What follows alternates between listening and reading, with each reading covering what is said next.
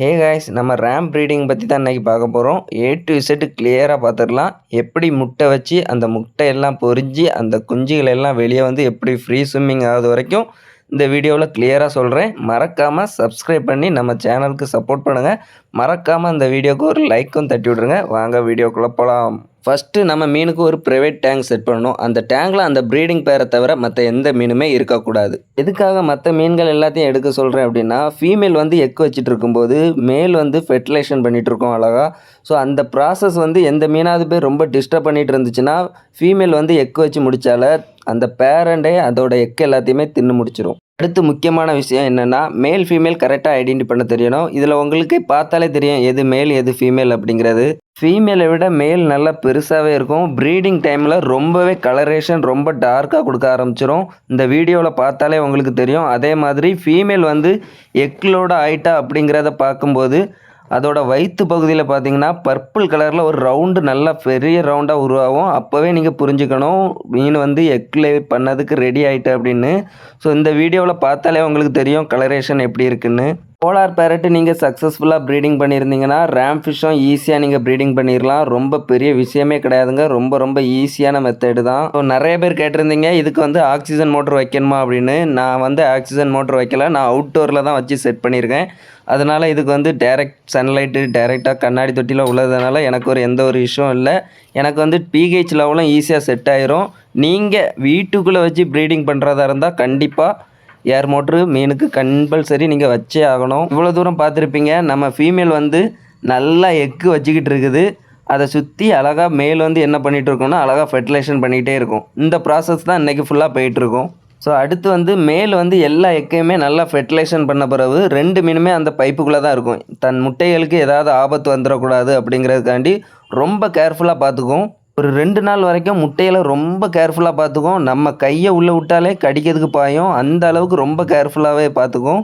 அந்த 2 நாளைக்கு அப்புறம் என்ன நடக்கும்னா அந்த முட்டைகள் வளர்ச்சி அடையுதா இல்லையா அப்படிங்கிறது கிளியராக நம்மளுக்கே தெரிஞ்சிடும். 3வது நாள் என்ன ஆகும்னா எக்கிலேருந்து பொரிஞ்சு குஞ்சுகள் எல்லாமே ஓரளவு நீந்ததுக்கு முயற்சி பண்ணும். ஆனால் நீந்திக்கிடாது.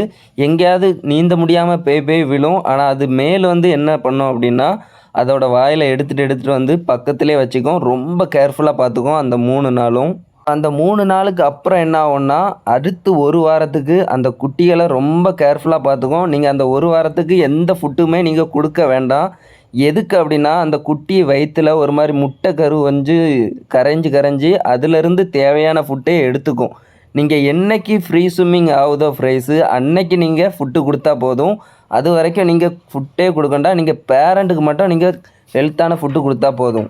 அடுத்து வரக்கூடிய வீடியோ என்ன அப்படின்னு கேட்டிங்கன்னா முட்டையிலேருந்து குஞ்சு எல்லாம் பொரிஞ்சு ஃப்ரீ ஸ்விம்மிங் ஆகிறதுக்கு ட்ரை பண்ணக்கூடிய வீடியோ தான் வருது. நீங்கள் இதில் பார்த்தீங்கனாலே உங்களுக்கு தெரியும். அந்த முக்கில் பார்த்தீங்கன்னா சுற்றி இருக்கிறது எல்லாமே வந்து நம்ம ரேம் ஃபிஷ்ஷு இப்போ பொரித்த குஞ்சுகள். அது இப்போ என்ன ஆகுதுன்னா நீந்ததுக்கு ட்ரை பண்ணிகிட்ருக்கு.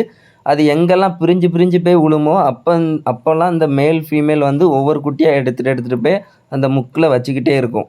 அது எதுக்கு அப்படின்னா அது நீந்ததுக்கு ரொம்ப கஷ்டப்படும். அந்த வயிற்றில் உள்ள முட்டை கரைஞ்சி எப்போ அதில் உள்ள முட்டை எல்லாமே கரைஞ்சி நல்லா உணவு எடுத்துக்கிட்டோ அதுக்கப்புறம் தான் அது ஃபுல்லாகவே நீந்த ஆரம்பிக்கும். மேக்ஸிமம் 1 வாரம் கழித்து நம்ம ஃப்ரைஸ் எல்லாமே இப்போ நல்லா எல்லாமே நீந்த ஆரம்பிச்சிச்சு. இனி நீங்கள் வந்து என்ன ஃபுட்டுனாலும் கொடுக்கலாம். முட்டையில் உள்ள மஞ்சக்கரு கொடுக்கலாம், ஆட்டிமியா கொடுக்கலாம், மொய்னா கொடுக்கலாம். மொய்னா வந்து ரொம்ப சின்ன சைஸில் இருக்கிறத கொடுங்க. கொஞ்சம் பெருசாக இருந்தாலும் ஃப்ரைஸ் எடுக்காது. பேர்கிட்ட இருந்து எப்போ ஃப்ரைஸை செப்பரேட் பண்ணணும் அப்படிங்கிறது எல்லாத்துக்குமே ஒரு டவுட் இருக்கும். எப்போ பேர்கிட்ட இருந்து ஃப்ரைஸை செப்பரேட் பண்ணணும் அப்படின்னா மினிமம் 1 மந்த் வரைக்கும் நீங்கள் வந்து பேர் கூட ஃப்ரைஸ் எல்லாத்தையுமே நல்லா வளர விடலாம். நல்லா கேர் பண்ணி பார்த்துக்கும். அந்த 1 மாதம் கேப்பில் உங்களுக்கு மறுபடியும் ஃபீமேல் வந்து எக்லோடு ஆகுது மாதிரி தெரியுது அப்படின்னா மட்டும் நீங்கள் வந்து ஃப்ரைஸை செப்பரேட் பண்ணிக்கலாம். ஆனால் ஃப்ரைஸை செப்பரேட் பண்ணும்போது பேரண்ட்டை வந்து முதலே செப்பரேட் பண்ணாதுங்க. வந்து ஃப்ரைஸ் எல்லாத்தையுமே பிடிச்சிக்கிட்டு ஃபைனலாக பேரண்ட்டை செப்பரேட் பண்ணுங்கள். இல்லைன்னா கண்டிப்பாக ப்ரீடிங் பேருக்குள்ளே ஃபைட்டு வரும்.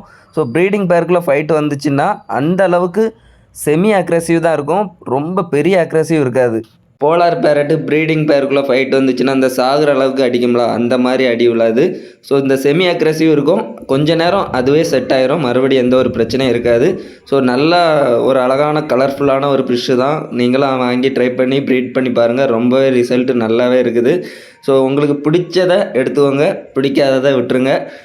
நீங்களும் ட்ரை பண்ணி பாருங்கள். ஒவ்வொருத்தரும் ஒவ்வொரு விதத்தில் ப்ரீடிங் பண்ணுவாங்க, ஒவ்வொரு ஸ்டைலில் பண்ணுவாங்க. நான் என்னோடய ஸ்டைலில் பண்ணியிருக்கேன். இது வந்து உங்களோட செட்டப் வந்து சக்ஸஸ்ஃபுல்லாக இருந்துச்சுன்னா அதே ட்ரை பண்ணுங்கள். முடியாத பட்சத்துக்கு என்னோட இதை ட்ரை பண்ணி பாருங்கள். ஸோ நெக்ஸ்ட் ஒரு வீடியோவில் சூப்பராக வந்து சந்திக்கேன். அடுத்து என்ன மீன் வந்து நான் ப்ரீட் பண்ணி A to Z போடணும்னு யோசிச்சுட்டு இருக்கேன். ஸோ கொஞ்சம் லாங் வீடியோ போட்டு ரொம்ப நாள் ஆச்சு. முடிஞ்ச அளவுக்கு உங்கள் சப்போர்ட் பண்ணுங்கள். இன்னும் நல்ல நல்ல கண்டென்ட்லாம் எடுத்து கண்டிப்பாக நம்மளோட சேனலில் ஃபிஷ்ஷை பற்றி நிறைய இன்ஃபர்மேஷன் கொடுத்துக்கிட்டே இருக்கேன். தொடர்ந்து உங்கள் சப்போர்ட் பண்ணுங்கள். கண்டிப்பாக நம்ம நெக்ஸ்ட் வீடியோவில் சந்திக்கலாம்.